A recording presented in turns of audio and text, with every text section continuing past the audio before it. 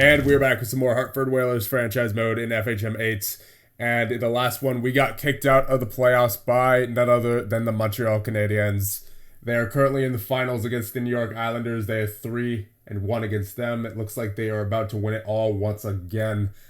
And they're just too good. They're just way too good. I mean, I believe last year it was New York and Montreal in the finals. Yeah, it was the Islanders who won last year, but I remember Montreal were their opponents. So, man, Montreal in this day and age, just incredible. And it's not like they're going anywhere anytime soon. They still have, like, a lot of their core is 27, 28. And I don't want to wait that long to be considered one of the better teams in the league.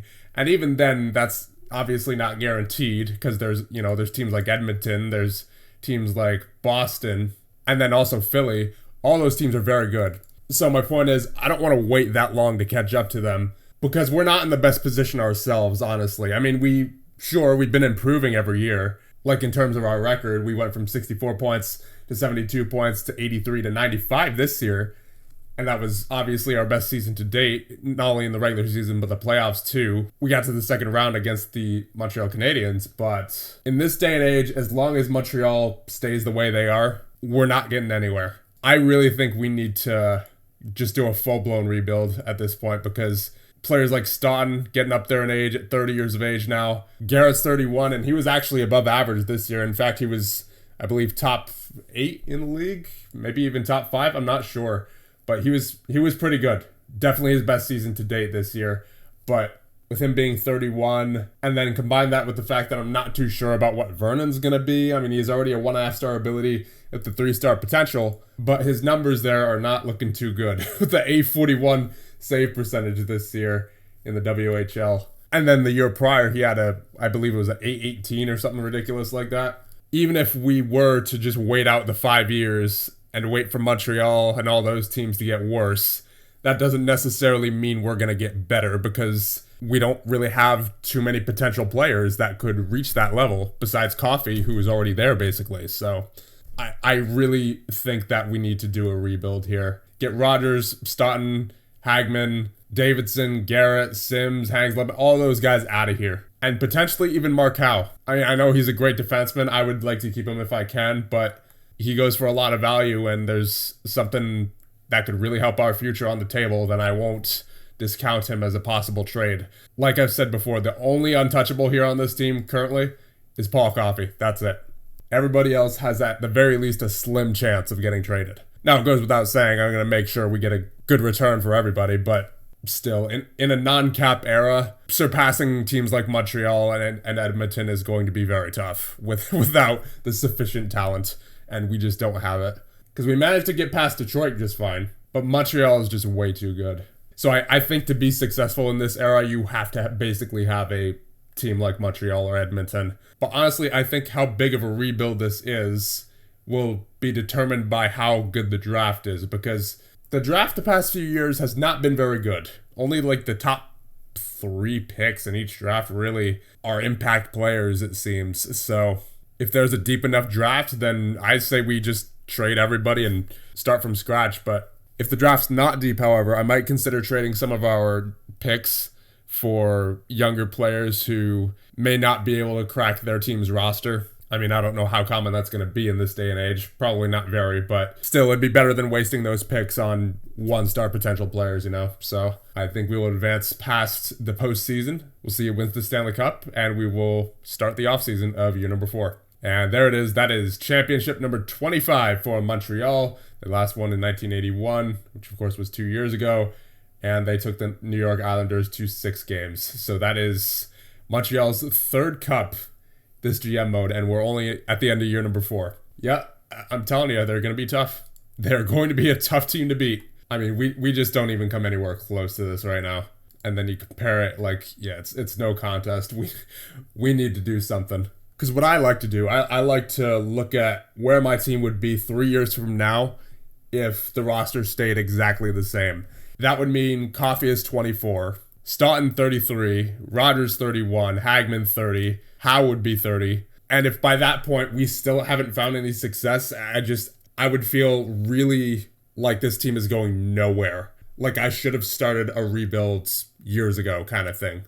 So I don't want to have that regret is the point when you know Montreal's still going to be a great team 3 years from now.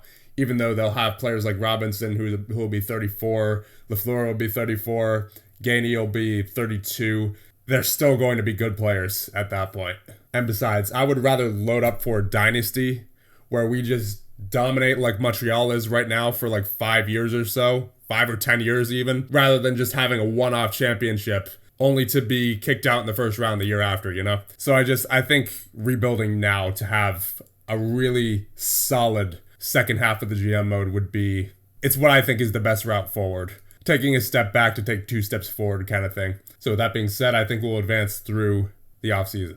And with it being June 23rd, I've approached Mike Vernon, Gary Nyland, and Jeff Larmer with entry-level deals. So we have them all locked up for the next 3 years. They're going to replace some of the players that are going out, which would include Sims, Hangsleben, Carroll, and Stevenson would be the notables. And here we go. We have our season score. So we did reach the playoffs. We did have a winning season.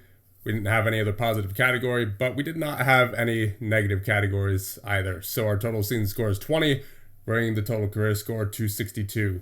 Now that we're going to be heading into the draft where I hope to be making some big trades, I'm going to put negotiating skill all the way up to 16. Oh boy, look who's in the draft this year. Steve Yzerman and Ed Belfour.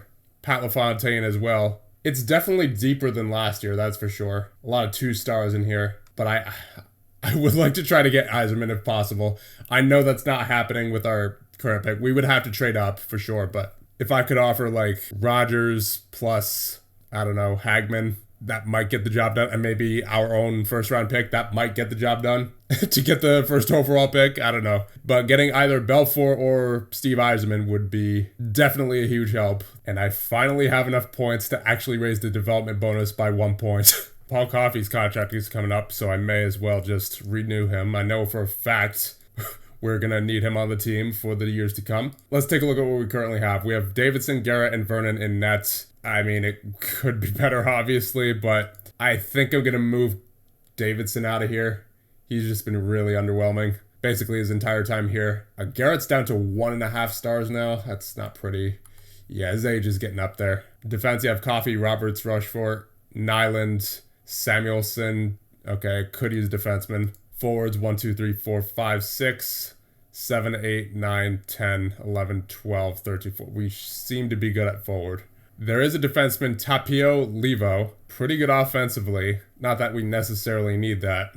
He hasn't even played in the NHL yet.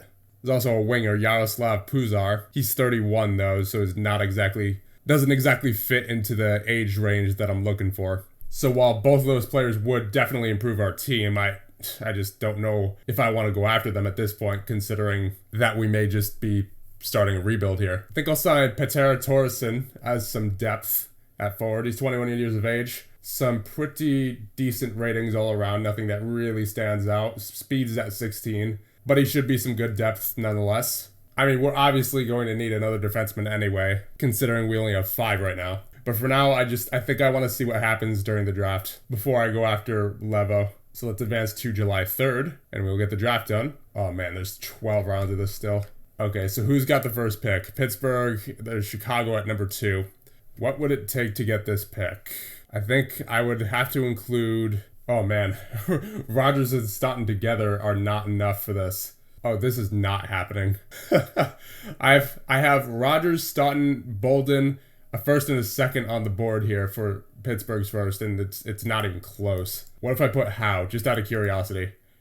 Yeah, no, that is absolutely not happening. What about Chicago at number 2? Yeah, I didn't think so. This is not happening either. So much for all that talk about a rebuild. I don't know. I guess if we do move those guys, it's going to have to be for maybe like the 5th overall pick. But with this kind of drafts, I don't know. Like what I'm noticing about these historical GM modes is that at least during this time period, there doesn't appear to be too many good players in each draft. Like it's just the top 3 or maybe 5 picks. That's about it. And I know some of these players can... You know, they can obviously increase their potential, but that's only if they have a really good season. Now, just out of curiosity, I'm not doing this. I just want to see how much value Coffey has. Like, not even that would get Chicago's pick. Absolutely not. That is just not happening. So that is unfortunate, but it appears that there's not much to be done on that front. So first overall pick will be Steve Yzerman to the Pittsburgh Penguins. And at number 2, Pat LaFontaine. Okay. So Belfour's still available at 3 for the New Jersey Devils. What about New Jersey? Yeah, not happening. This isn't happening either. I have Hagman, Rogers, Staunton, Howe, and a first on the table for New Jersey's first. It appears any pick, at the very least within the top 5, is basically impossible to trade for here. So at number 3, the New Jersey Devils will take Ed Belfour. That's unfortunate. Really would have liked that. Well, Buffalo and Calgary. I doubt it, considering what's happened so far in these negotiations, but I'll try. Yeah, Buffalo's a no. Oh, okay, so Calgary would accept, even just for Staunton. Is there really that much of a difference between 4 and 5? Or does Calgary just want to give up their pick? Yeah, it looks like they just want to give up their pick because their outlook is win now. What about Buffalo's outlook, out of curiosity? Rebuild. Yeah, that makes sense. Okay, so I'd be able to get Calgary's pick pretty easily, but I'm not sure which of these guys I'd want with that pick. Maybe Barrasso? Maybe Dave Gagne? They all look pretty good. But at the same time, are any of these players really worth someone like Staunton? I don't think so. Oh, wow. Okay. So Calgary is willing to accept our first and Al Sims, the rights to Al Sims, for that matter, who's 30 years of age, who I don't intend on re-signing, for their first. Where are we picking again? We're at number 16, so I'd say that's an upgrade.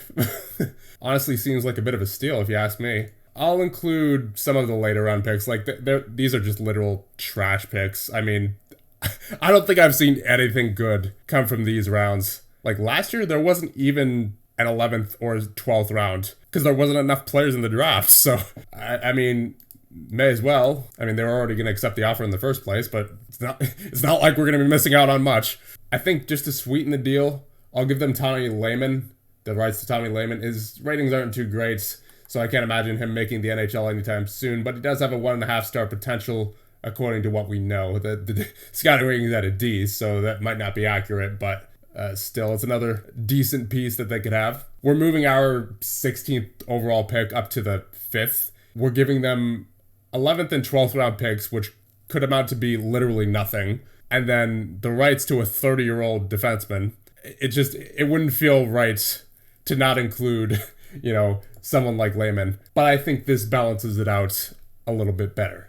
So, offer trade, finalize. So, next pick will be Kevin Miller to the Buffalo Sabres. And with that, we have our pick at number 5. So, we have our choice of Essensa, Barrasso, Bradley, Gagne, Cam Neely as well, Esa Tikkanen, some pretty good names here. Unfortunately, Tikkanen is only a 2.5-star potential. Ooh, Claude Lemieux as well. Yeah, a lot of names in this draft. But if we're going based off potential and ability, Gagne would be best for sure. I mean, what do we really need here? Honestly, a bit of everything. I mean, on defense, you have 2 4.5-star players in Coffey and Howe. So that alone, I think we could fill out the rest of our defensive core possibly with trades for established players. But forward-wise, I think that's where I'm most nervous about our future because all of our best players are, 30, 28, 27. I mean, we do have guys like Andrew Chuck and Anton Stasny and Bernie Nichols. They're all pretty good, but I'm not sure if any of them will ever truly reach elite status. And if we're being honest, I don't know if any of these players will reach elite status either, but I think if anyone was to reach elite status here, I think it would be Dave Gagne, just because of the way his attributes already are at 18 years of age. Like, he's looking pretty good. But then again, do we go goaltender?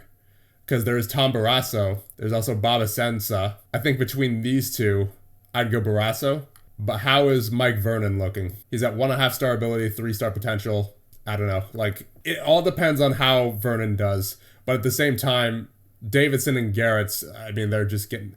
Not only was Davidson not good this year, but Garrett's also getting up there in age. So even he's not going to be where he was last season for too much longer. So if I could pick up someone like Barrasso and have a 1-2 punch of Vernon and Barrasso and just see which one of them simulates better, that might be the way to go. But at the same time, I really want that forward depth. I don't know.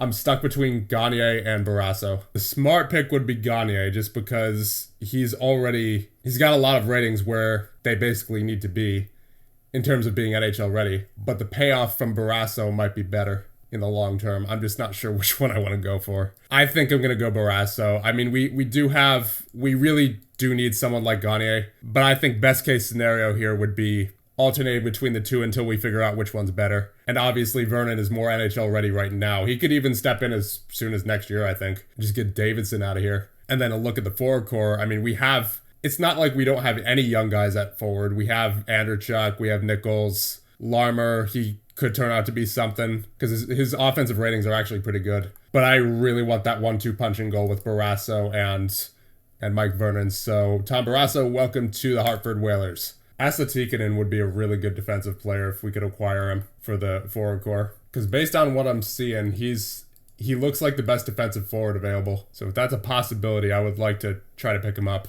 I mean, he looks better defensively than a lot of our roster forwards already are. So let's take a look at where each of these teams are as far as their status.